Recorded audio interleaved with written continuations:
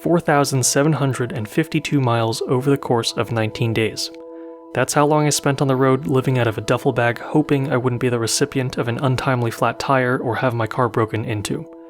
It's a lot of time to yourself, and over the 70-odd hours spent in my car, my initial feelings of adventurousness and perhaps immature naivete changed.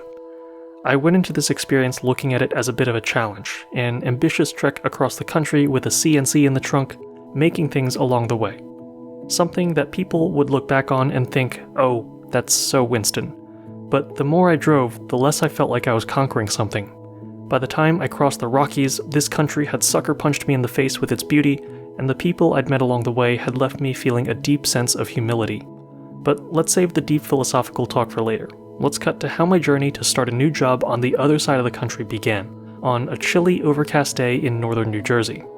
The origin of my journey was none other than my favorite non-hardware store retail institution, Costco, home of hassle-free, low-cost gasoline.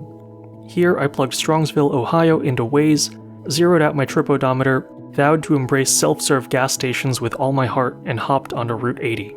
The whole point of the day was to reach the Cleveland metropolitan area so that I could spend the following day exploring the city and making things with Patrick and Michelle of Dragonfly Woodworking and Leather.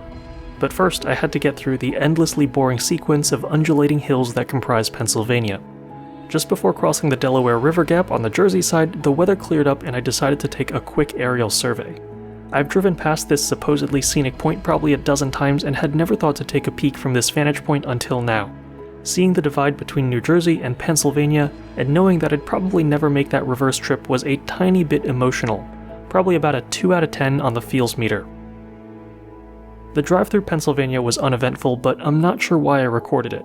There's plenty to love within the state, but my relationship with PA is not good, mostly because I'm always trying to get to the other side of it. There is nothing of value to see from Route 80, and this leg of the road trip is tied for first place as my least favorite segment. Guys, the most exciting thing ever is about to happen. We're out of Pennsylvania! Thank God. Pennsylvania sucked. Once I got to Ohio, things were great. As I arrived, the weather cleared, and I snuck in a quick drone flight to catch the late afternoon sun. I'd passed through this region before on my way to Michigan for grad school and watched an air show from the roof of the Great Lakes Science Center. I knew Cleveland to be a respectable area, but driving within it and not just through it and meeting some of the people and businesses that call it home, I started to really get an appreciation for how local manufacturing can have a ripple effect on a community or even a state. Just look at Woodpecker Tools as one data point of many in Ohio. They have manufacturing jobs in their own business, they employ local extruders and anodizers, that in turn keeps those services in Ohio and makes the state more friendly for investment in more manufacturing. It's a positive feedback loop, and it all starts with an idea and a desire to create things locally. And that's part of my disgust with southern coastal New Jersey. I couldn't find any industrial services or suppliers within a reasonable drive's radius. Water jet cutting, 45 minutes away. Hardwood dealer, 50. Anodizer, hour and 15. Fiber laser engraving, an hour and a half. It was refreshing to see a place where manufacturing and fabrication were very much alive, both at the large and small scale. On the morning of day 3, I said goodbye to Patrick and Michelle and headed for Cincinnati via the scenic route through Amish country, complete with horse and buggy sightings. This was definitely not the most direct way to Cincinnati, but that was because I wanted to pop into Zanesville to check out Saunders Machine Works. Ed Reese, who's one of the established employees in the shop, gave me a quick tour, but I didn't get a chance to shoot a video there or anything. They're busy people and I wanted to respect their time. But I did take a moment to smugly observe a digital fabrication experiment sticker in one of the corners of the shop. Continuing on, I stopped in at Wright-Patterson Air Force Base to visit their legendary aviation museum.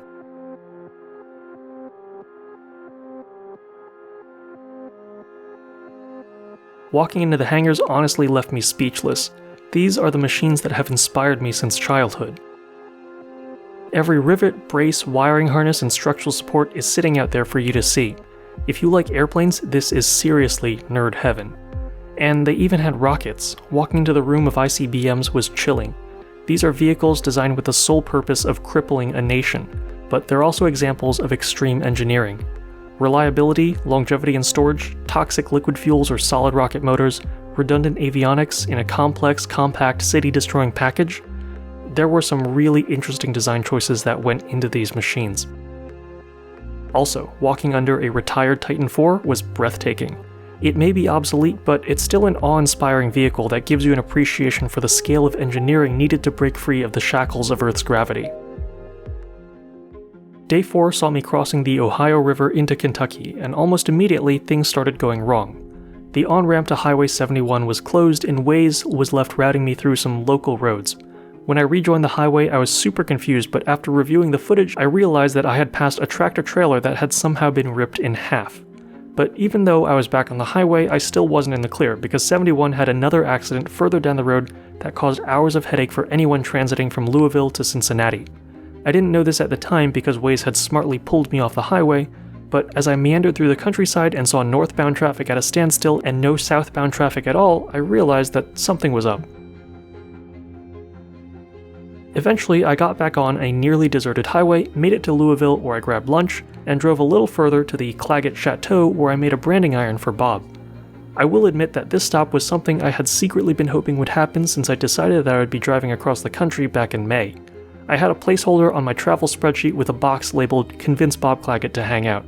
And to my pleasant surprise, it happened, because despite being a really ridiculously famous maker, Bob's about as down-to-earth as they get. Also, his cats are adorable. Day 5, objective, get to Arkansas. This was one of the longer drives of the trip, close to 7 hours on the road. As I went, I could see the trees getting a little greener. I stopped at Land Between the Lakes for a quick drone flight. This was something I planned on doing every hour or two as a way to stretch my legs, wake myself up, and see my surroundings from a different perspective. This was a cool spot, though the lighting and the water made it hard to get any really good shots. An hour later, I came upon one of the sort of psychological milestones of the trip, crossing the Mississippi. For me, this felt like the definitive moment I was leaving the East Coast, about a 3 on the feels meter as I crossed the bridge.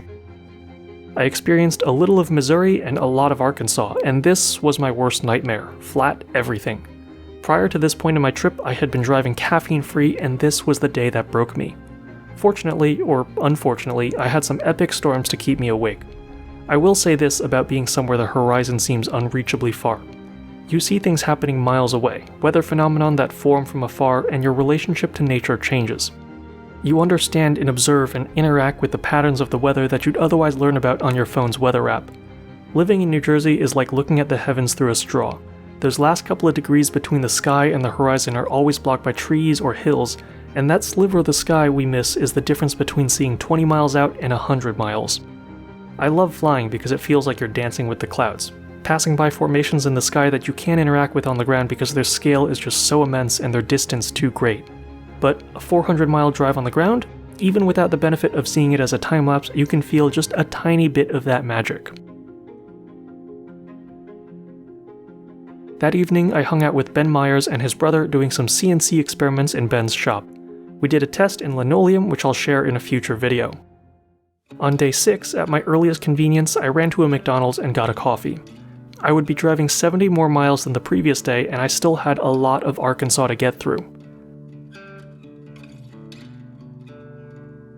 Alright, we've been stuck behind this stupid truck for probably the better part. Have I seen that truck before? Anyway, let's try and get the pass on this stupid fool.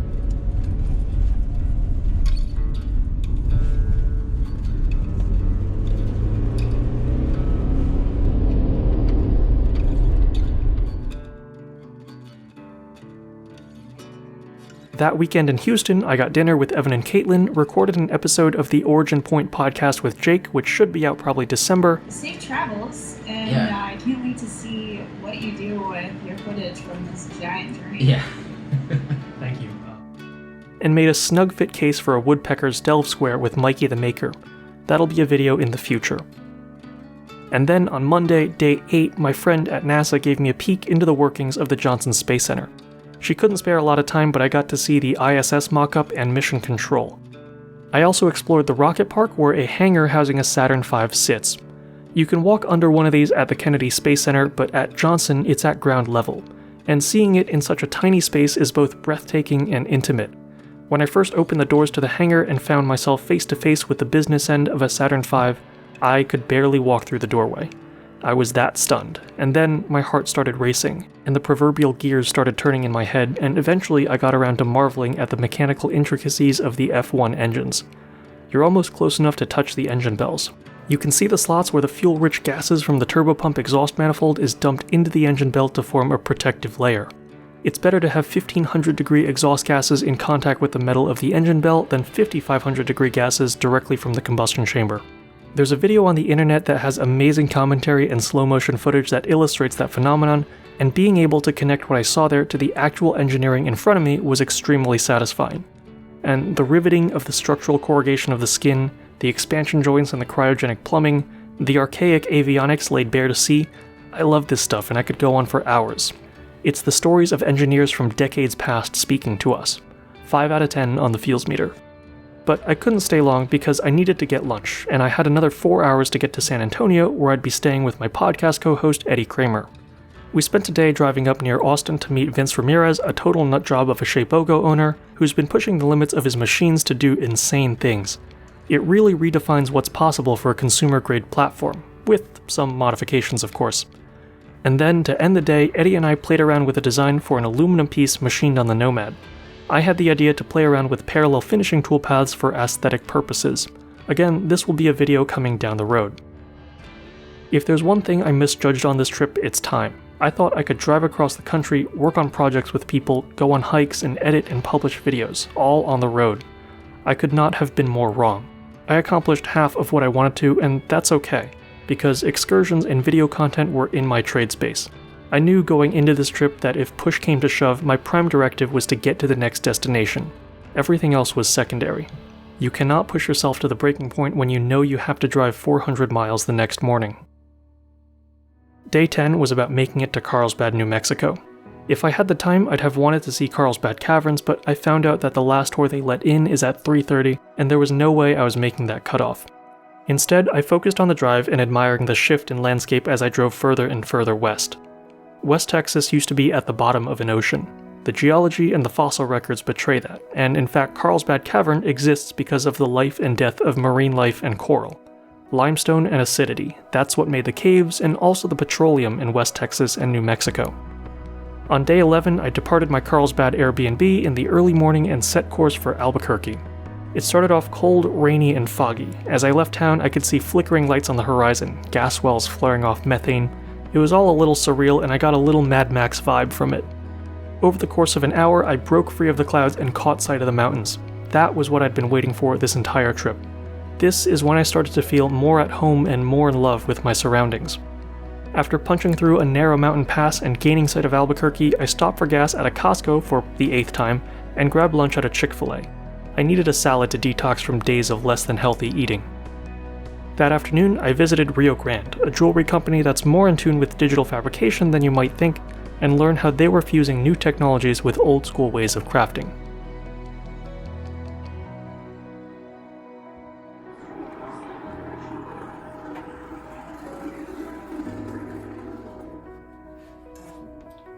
As I left, I found myself taken aback by the colors of the sunset. I'd been indoors without a window for the past 3 hours, and to step outside into my favorite color palette was a bit of a rush. The best way I can describe it is meeting someone you haven't seen in a long time and not realizing just how much you'd missed them until that moment. That basically describes my relationship with the Southwest. For the past 3 months, I'd been so focused on moving, on packing, on making sure I wouldn't be screwed over by upending half a decade of career development that I'd forgotten why I was so keen on moving. I need mountains in my life. Feels meter 6 out of 10. And if I thought that was good, clearly I wasn't prepared for Colorado. Holy moly. The Rockies were jaw-droppingly awesome. I stayed with a friend from my grad school days and we reminisced over traumatic memories of linear systems theory. And the next morning I drove up to Denver and prepared to punch through the Continental Divide. This was something I had been looking forward to. I was told it would be scenic, but I wasn't prepared for the magnitude of what I saw. It was without a doubt the most awe-inspiring road I have ever driven. You start at 6,000 feet in Denver, which is by no means a small elevation, and within an hour you're up at 10,500 feet and you can feel it. The views are spectacular. Coming out of the Eisenhower Tunnel was a 4-letter exclamation for me. 7 out of 10. Every turn brought forth a new vista and the weather and the lighting were epic. Partly because a storm was coming. The day after I left, Colorado Springs got hit with 9 inches of snow, and I'm pretty sure this mountain pass didn't fare any better.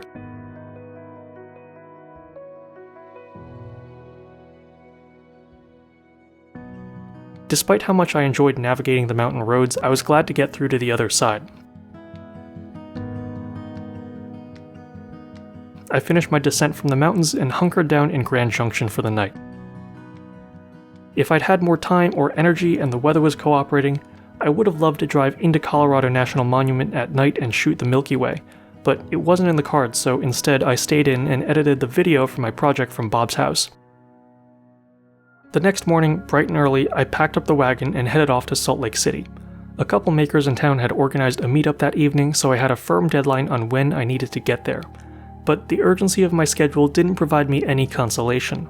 Passing the entrance to the National Monument without being able to enter or seeing Arches National Park receding in my GPS map killed me, like borderline emotional devastation, maximum FOMO. This trip had initially been conceived of as 2/3 business trip and 1/3 vacation, but it had turned into 100% goal-oriented mission, make it across the country. And that realization was a little disappointing, but I was the one who had come up with the schedule. I made the call to dip down into Houston and San Antonio and then shoot back up to Colorado. A straight shot from New Jersey to Los Angeles is 2,700 miles. I did it in 4,700. I thought I could do it all. Make, network, explore, repeat. I couldn't. Coming to that conclusion stung, but that's part of the learning process here. I've never planned a transcontinental road trip before. I may never again. But I did it once, and that's not something many people can say.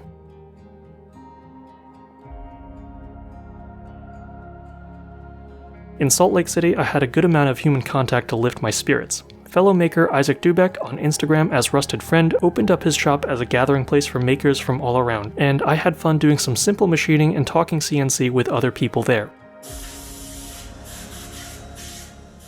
The next morning, I set course for Las Vegas, the last stop between me and LA, and it was going to be an epic one because this would be for Autodesk University, my first AU. I had no idea what to expect. I've seen posts about it from previous years on social media. I figured it was a fancy venue to learn and network, but nothing could have prepared me for the magnitude of the actual event. Between the endless stream of surprisingly good catered food, working the Carbide 3D booth, attending sessions to learn about things that were way over my head, meeting folks in person who I've known for ages on Instagram, and even sneaking in a podcast recording with some high-caliber folks in the Instamachinist world, AU was everything I hoped it would be. And the icing on the cake, I breached the inner sanctum of Autodesk super users and found myself among the cam gurus and elite machinists at the mythical Autodesk Manufacturing Go-Karting Night. That was a lot of fun. And if you're wondering, I came in third in the finals. Not bad if I do say so myself. I think every group of specialists needs a reason to get together. Makers have maker fairs, content creators have WorkbenchCon for example, Insta-machinists have AU. And I use the term Insta-machinists not in a way to imply that only machinists who use Instagram are connected, but to identify those who engage with others, those who share pictures and knowledge and advice freely. They are the reason our community is so rich, and I love that there is this camaraderie among us.